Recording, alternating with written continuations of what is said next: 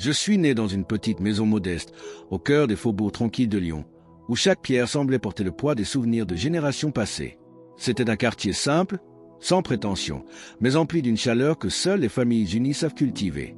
La rue pavée devant notre maison résonnait des éclats de rire des enfants et des discussions animées des voisins, un lieu où le temps semblait suspendu, rythmant les jours au son des cloches de l'église voisine. Mes parents, Marcelo et Elena, étaient des gens simples mais incroyablement riches de cœur. Mon père, un comptable d'origine italienne, avait quitté sa terre natale en quête d'une vie meilleure. Ma mère, douce et courageuse, incarnait tout ce que la tendresse et la foi peuvent offrir. Ensemble, ils formaient les piliers d'une maison où l'amour et la prière occupaient chaque recoin. Les murs, bien qu'usés par le temps, vibraient de la chaleur des souvenirs partagés, des rires étouffés et des rêves murmurés à la nuit tombée. Je suis la cadette d'une fratrie de 5 enfants. Un lien indissoluble nous unissait tous. Nos jours étaient faits de simplicité, des promenades main dans la main jusqu'à l'école, des repas animés autour de la table, et ces soirées d'hiver où mon père lisait des passages de la Bible à la lumière vacillante d'une vieille lampe. Chaque mot semblait prendre une dimension presque mystique, comme si Dieu lui-même nous murmurait à l'oreille à travers sa voix grave et rassurante. Mais celui qui brillait parmi nous comme une étoile silencieuse, c'était mon frère aîné, Jorge Mario. Dès son plus jeune âge, il portait en lui une force tranquille, une sagesse qui dépassait de loin ses années. Il avait cette manière de vous regarder, comme s'il comprenait des douleurs que vous-même ne saviez pas nommer. Il ne parlait jamais pour ne rien dire, mais chaque mot, chaque geste, semblait chargé d'un poids spirituel mystérieux. Je me souviens d'un après-midi d'été où la lumière dorée du soleil filtrait à travers les rideaux de la cuisine. Jorge Mario, assis dans un coin, lisait ce petit livre qu'il gardait toujours près de lui, une Bible, aux pages usées et aux coins froissés. Sans lever les yeux, il murmura « Il y a quelque chose de plus grand que nous ici-bas ». À cet instant, je ne comprenais pas toute la profondeur de ces paroles, mais ces mots, simples et mystérieux, allaient hanter mes pensées bien des années plus tard.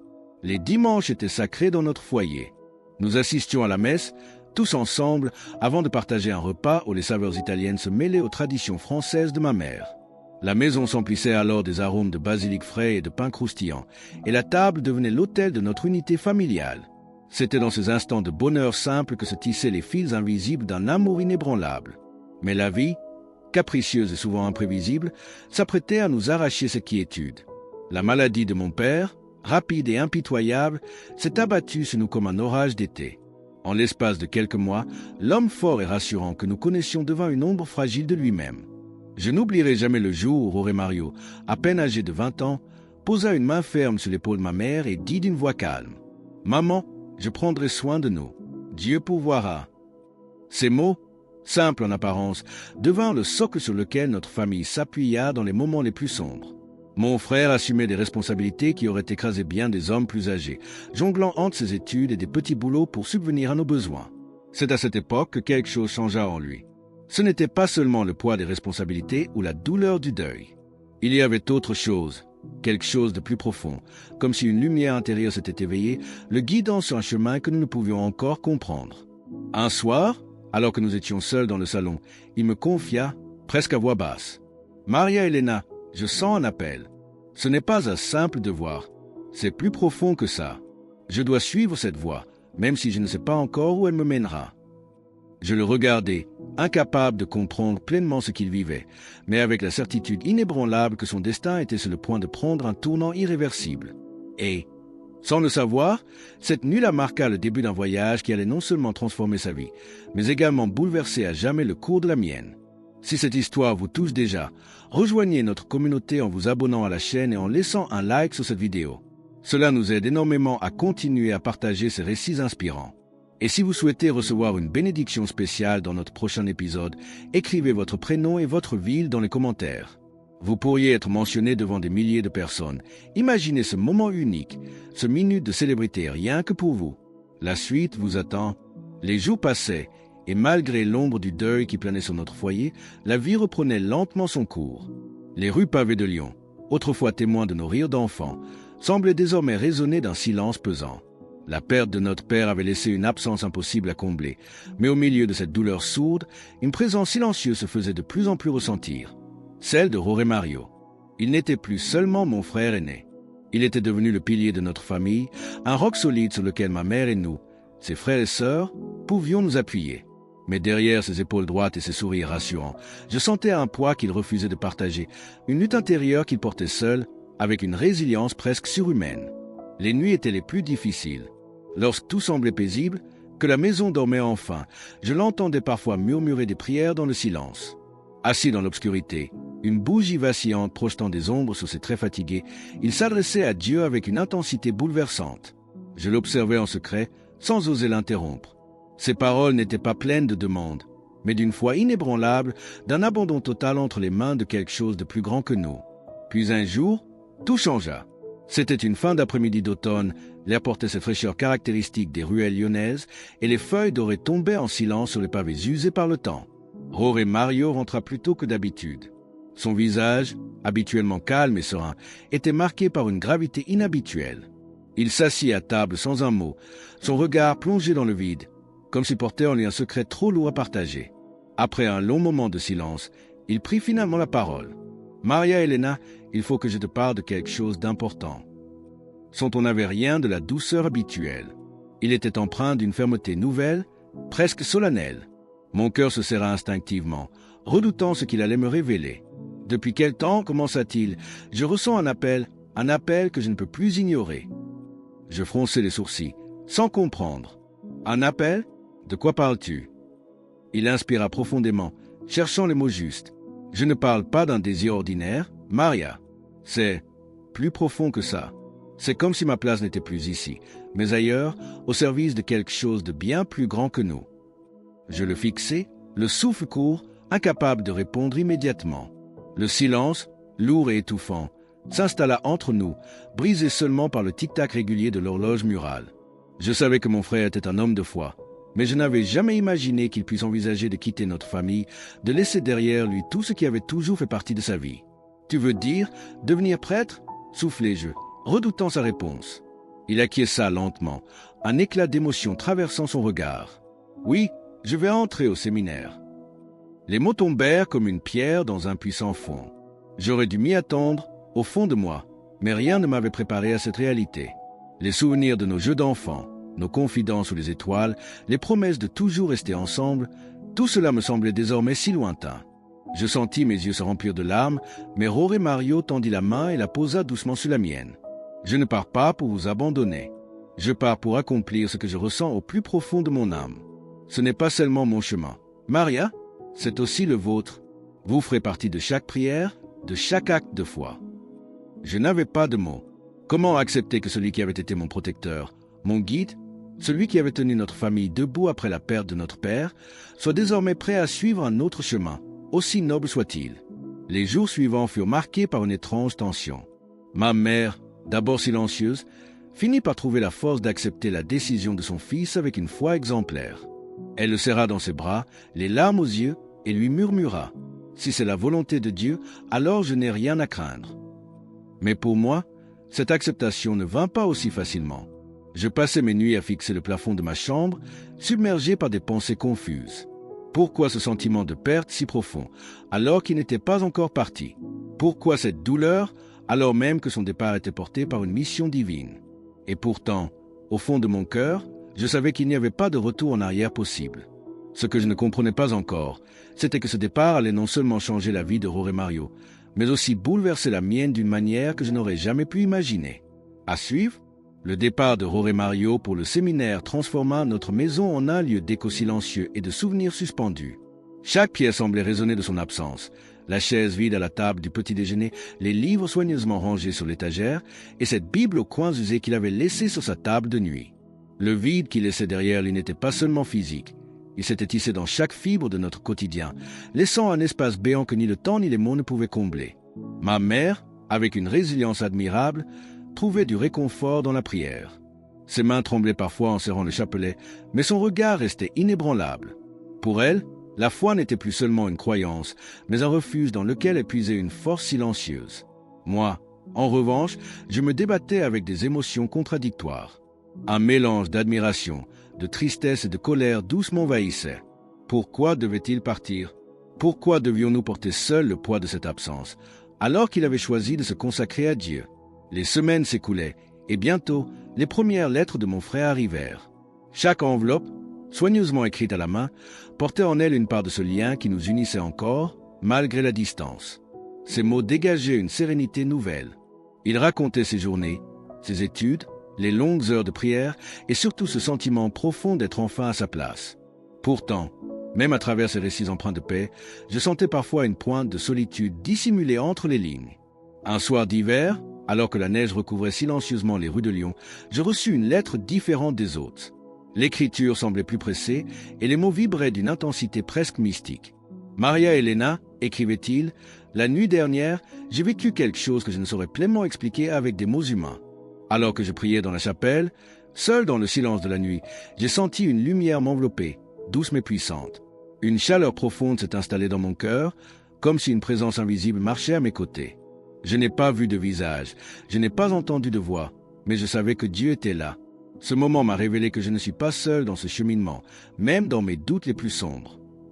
Je relus cette lettre plusieurs fois, chaque mot gravé dans mon esprit comme une prière silencieuse. Pour la première fois, je compris peut-être ce qu'il vivait.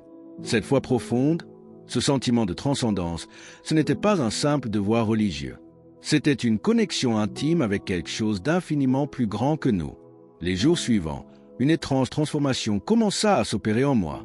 Un soir, alors que je lisais de nouveau ces lettres, une sensation inexplicable m'envahit.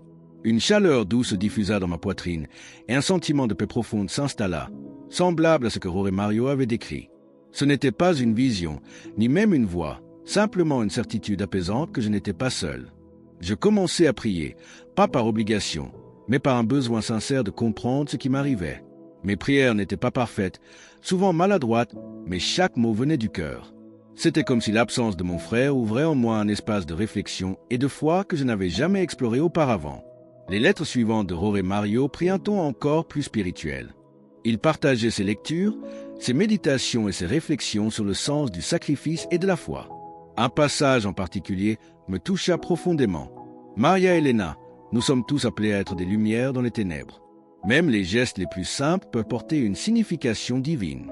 Ne sous-estime jamais la force de ta propre foi, même si tu ne la comprends pas encore pleinement. » Ces mots étaient comme des graines semées dans mon âme, prêtes à éclore. Un matin, alors que je traversais la place Bellecour, le cœur alourdi par l'absence de mon frère, j'observais un rayon de soleil percer les nuages gris d'hiver. Ce simple éclat de lumière, aussi insignifiant qu'il puisse paraître, réchauffa mon esprit. À cet instant, une pensée s'imposa à moi avec une clarté désarmante. Peut-être que la foi ne résidait pas uniquement dans les grandes décisions, mais aussi dans ces moments silencieux où la beauté perce à travers l'obscurité. Ma mère, attentive à mes changements, posa un jour sa main sur mon épaule. « Tu commences à comprendre, n'est-ce pas ?» Je hochai la tête, incapable de mettre des mots sur ce que je ressentais, mais sachant que quelque chose en moi avait définitivement changé. Ce que je ne savais pas encore, c'est que ce chemin spirituel, que je pensais personnel, allait bientôt s'entrelacer avec celui de Jorge Mario de manière inattendue. Une révélation se préparait à bouleverser non seulement nos vies, mais celles de tous ceux qui nous entouraient. À suivre, les semaines se succédaient avec une régularité presque monotone, mais sous cette apparence de routine, quelque chose d'invisible se préparait à bouleverser notre existence. Les lettres de Jorge Mario étaient devenues notre rituel familial, lues à voix haute autour de la table, apportant avec elle une lumière apaisante dans les moments les plus ordinaires. Mais une lettre, en particulier, allait changer le cours des choses. C'était une soirée d'hiver glacial. La neige recouvrait Lyon d'un manteau blanc immaculé, et l'air, chargé d'humidité, semblait suspendu dans un silence solennel. La lettre était plus épaisse que d'habitude, son écriture plus serrée, presque fébrile.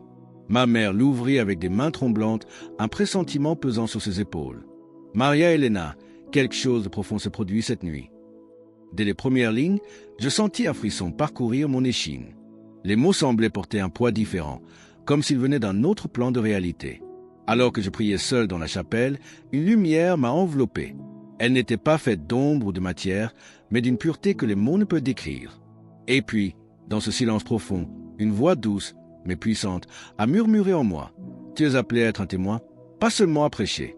Le monde te regarde, et tu dois porter cette lumière dans chaque acte, chaque parole, chaque silence. » Chaque mot résonnait comme une cloche dans le vide, vibrant d'une vérité que l'on ne pouvait ignorer. Ce n'était pas simplement un appel à la foi, mais une invitation à incarner quelque chose de plus grand que soi.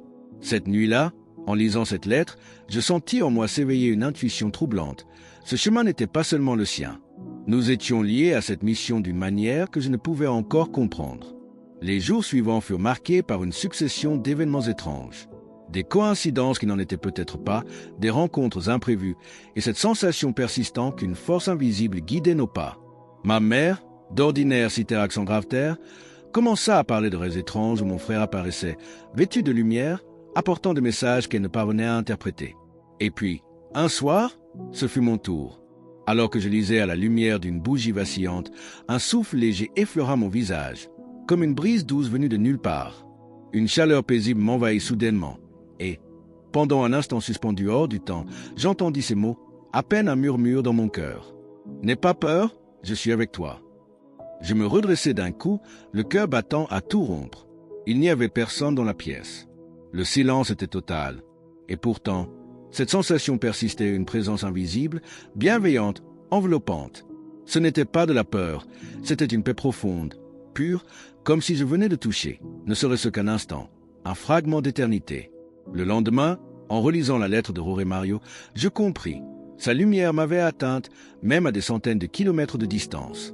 Ce lien fraternel était devenu un pont spirituel, une connexion invisible mais indestructible. Les lettres suivantes confirmèrent mes intuitions. Jorge Mario écrivait de plus en plus sur les signes qu'il percevait autour de lui, sur des moments où le silence se transformait en message, où les coïncidences devenaient des réponses divines. « Maria Elena, écrivait-il, chaque jour, je ressens que quelque chose se prépare. Ce n'est pas seulement une mission personnelle. C'est un appel à tous ceux qui portent en eux la lumière sans le savoir. » Je me rendis compte que ce voyage n'était plus seulement le sien. C'était aussi le mien, le nôtre, celui de toute personne touchée, même de loin, par cette foi qui transcendait les frontières et les distances. Si cette histoire vous touche, laissez un like pour nous soutenir et rejoindre cette communauté de foi et d'espoir. Et si vous souhaitez que votre nom soit mentionné dans notre prochain épisode, écrivez dans les commentaires votre prénom et votre ville. Imaginez l'émotion de voir votre nom cité devant des milliers de personnes, un véritable moment de célébrité à partager avec cette belle communauté. La suite de ce voyage spirituel vous attend. Les jours s'étiraient, semblables et pourtant différents, imprégnés d'une attente silencieuse. Chaque lettre de Jorge Mario était désormais plus qu'un simple message. Elles étaient devenues des guides, des éclats de lumière dans nos ténèbres quotidiennes. Sa foi ne cessait de grandir, et à travers ces mots, je sentais la profondeur de son engagement. Mais ce que je ne savais pas encore, c'est que cette foi allait bientôt se transformer en une mission bien plus grande qu'aucun de nous ne l'aurait imaginé.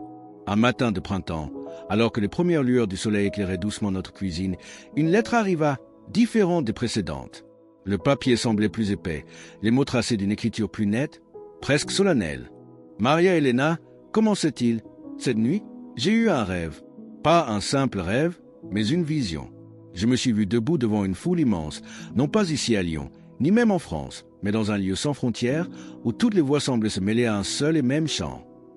Je sentis mon cœur se serrer à la lecture de ces mots.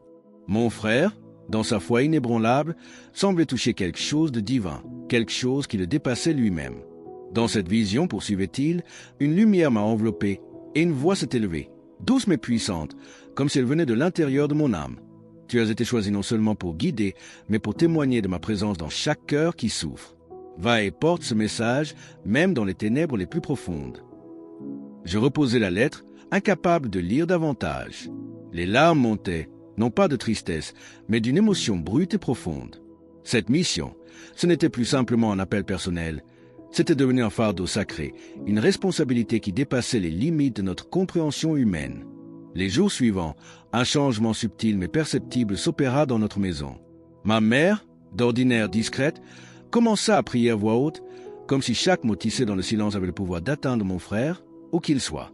Nos repas, autrefois simples et silencieux, étaient désormais ponctués de discussions sur le sens de la foi, de la mission et de ce que cela signifiait de réellement croire en quelque chose de plus grand que soi. Puis vint un moment que je n'oublierai jamais. Une nuit, alors que je contemplais les étoiles depuis la fenêtre de ma chambre, une sensation étrange m'envahit. Une chaleur douce, familière, m'entoura, et une voix, cette fois claire et réconfortante, murmura à l'intérieur de moi. Ce n'est pas seulement son chemin, c'est le tien aussi. Je me redressai d'un bond, cherchant désespérément une explication rationnelle. Mais il n'y en avait pas. Je savais, au plus profond de mon être, que cette expérience n'était pas une illusion. C'était un appel silencieux, une invitation à participer à cette mission qui m'avait semblé, jusqu'alors, uniquement destinée à Jorge Mario.